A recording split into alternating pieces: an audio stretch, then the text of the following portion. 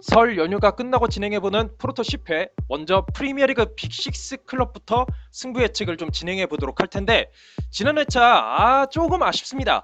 확실히 변수가 있었어요. 이 노스웨스트 더비에서의 그 여파가 맨유에게 갔다는 거.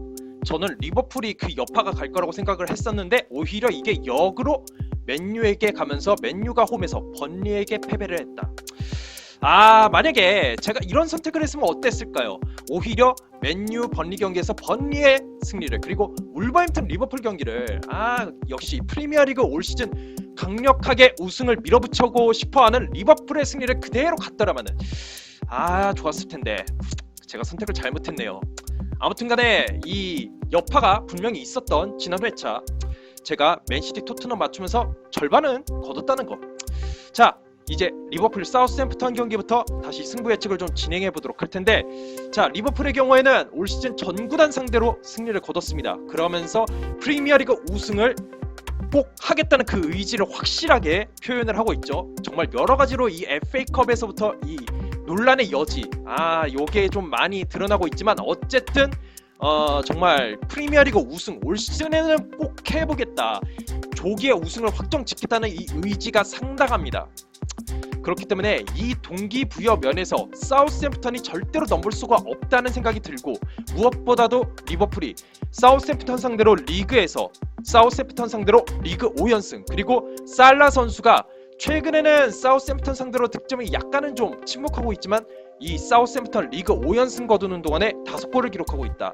요거를 꼭 참고를 하셔야 될 것 같다는 생각이 드는데, 마네 선수가 결정합니다. 이번 경기에서도 마네 선수가 부상으로 결정을 하게 된다는 거. 그리고 지난 웨스트햄 경기에서 솔직히 알리송 골키퍼 없었으면은 어쩌면 동점까지도 갈 수 있었다. 정말 리버풀의 수비진이 최근에 무실점 기록이 많다고는 하지만은 이것은 무조건 수비의 덕이라고 볼 수는 없다. 물론 이게 너무 리버풀의 공격적인 그 전략상, 전술상 좀 수비가 많이 올라가는 것도 한몫한다고는 하지만, 어쨌든 최근에 이 리버풀 수비가 조금은 좀 흔들리고 있다, 좀 뚫릴 가능성이 있을 것 같다는 생각이 들기 때문에 수비가 마네의 결정보다는 조금 더 변수 가능성이 높을 것 같다는 생각이 들어요. 특히나 사우스햄프턴의 경우에는 최근 리그 7경기에서 5승 1무일패, 그 경기 동안에 13득점을 기록하면서 득점력 면에서는 리버풀에게 절대 꿀리지가 않다는 거. 자, 그리고 리버풀보다 더 긴 휴식 기간을 소화를 했기 때문에 체력적인 면에서는 리버풀보다 한 수 위라는 생각이 든다. 그리고 이 체력적인 면을 바탕으로 해서 압박 전술 효과를 톡톡히 볼 수 있을 것 같다는 생각이 들어요. 특히나 후반전에 이 리버풀을 상대로 실수를 한번 노려볼 수 있을 것 같다는 생각이 들어요. 대신에 사우스햄프턴의 경우에는 FA컵 재경기 상대가 토트넘이잖아요. 그것도 원정 경기이기 때문에 이게 조금은 좀 사우스햄프턴이 변수가 될 수 있다. 그리고 사우스햄프턴이 리버풀 같이 이렇게 빠르게 공격을 이끌어 나가는 팀에게는 좀 수비적인 면에서 대처가 잘 안 되는 팀이에요.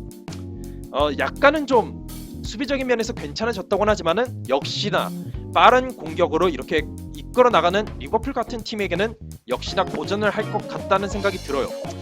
자, 이런 상황에서 저는 개인적으로 이번 경기가 리버풀 리그 홈 전승의 분수령이 될 수 있다. 나머지 상대팀은 리버풀의 현재 전력으로 봤을 때는 충분히 꺾을 수 있다. 첼시 저 마지막 경기가 조금 변수이긴 하지만 가장 큰 분수령은 역시 이 경기라고 생각이 들어요.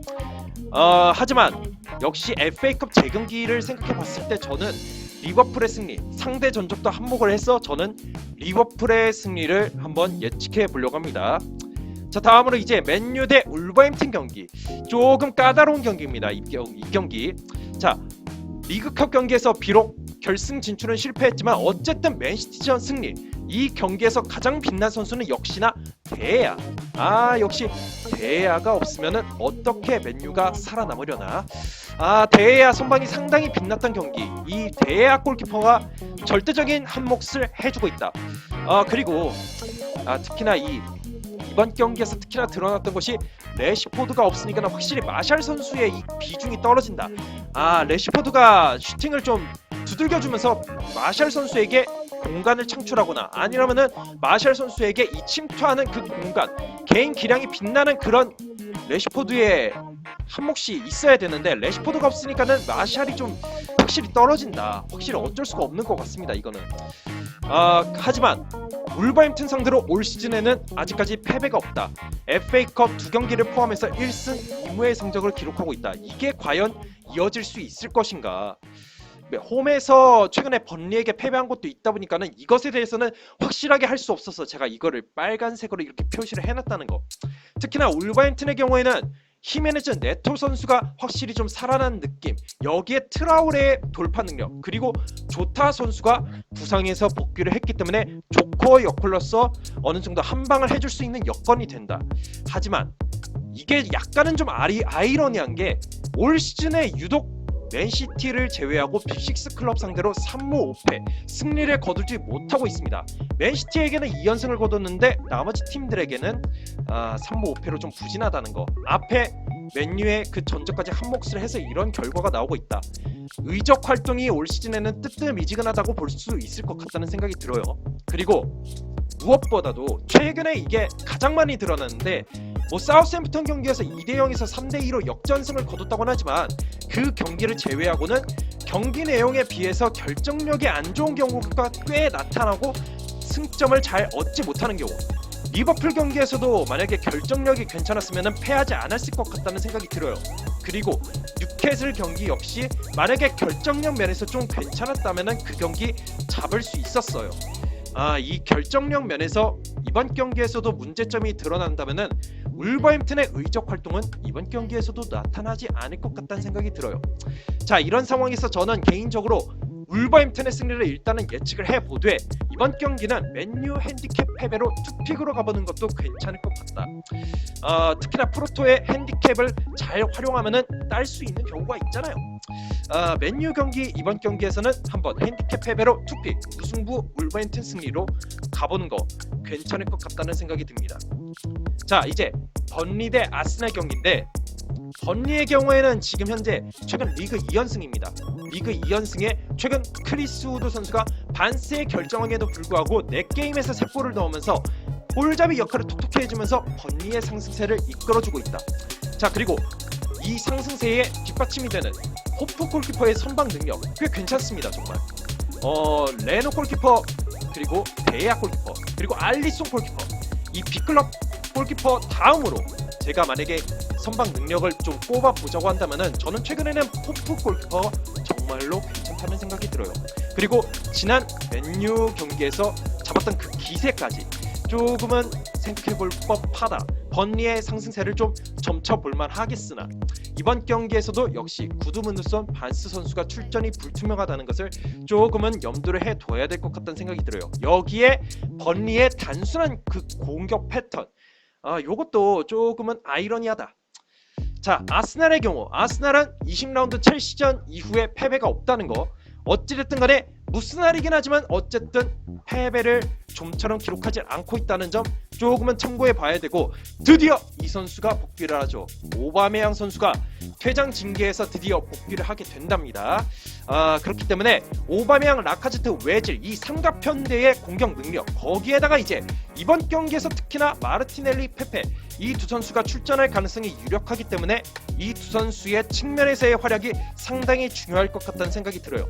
삼각편대도 편대지만은 측면에서 이렇게 번리를 흔들어주면은 그만큼 이 삼각편대가 공간이 많이 나오면서 득점할 가능성이 높기 때문에 이번 경기에서의 이 마르티넬리, 페페 선수의 활약 여부도 상당히 중요할 것 같다는 생각이 들어요.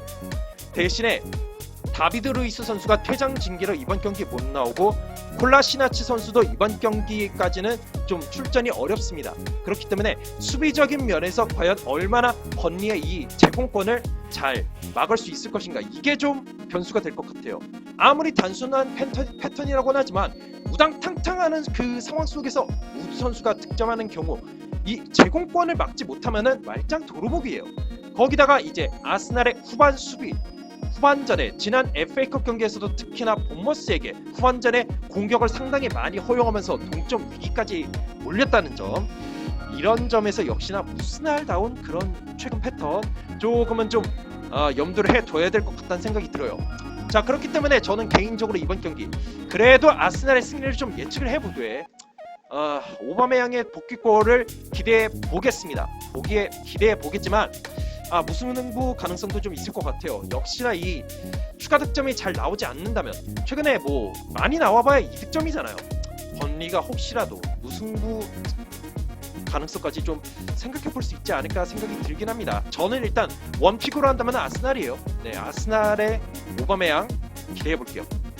자, 승부 예측을 요약해 드리자면 리버풀 사우스햄튼은 역시 리버풀의 홈 연승에 좀 더 무게를 좀 실어보도록 하겠고, 맨유 울버햄튼은 울버햄튼 역배 한번 제대로 가봅니다. 자, 앞에서도 얘기했다시피 핸디캡 패배로 무승부 울버햄튼 승 한번 노려보시는 것도 나쁘지 않을 것 같다는 생각이 들어요. 그리고 번리 아스날 경기는 솔직히 무스날 그것 때문에 좀 무승부 가능성도 있을 것 같다는 생각이 들지만, 이번만큼은 아스날 한번 기대해 볼게요. 자, 이번에 추후에 올라갈 영상 순차적으로 제가 말씀을 좀 드리도록 할 텐데, 이 영상 올리고 나서 금요일에 아마 레스터 첼시 프리뷰 영상이 올라갈 것 같고요. 그리고 금요일 아니면 토요일 날에 이 프로토 10회 빅식스 제외한 승부 예측 영상 올릴 생각입니다. 그리고 나서 이제 토트넘 맨시티 토요일 날에 업로드를 할 생각이니까 이 영상까지 잘 봐주셨으면 좋겠습니다. 자, 이상으로 영상을 마치도록 하겠고, 저희의 승부 예측 적중률에 상관없이 봐주시는 여러분, 구독, 좋아요 눌러주시면 더 감사드릴 것 같습니다. 이상 영상을 마치도록 하겠습니다. 감사합니다.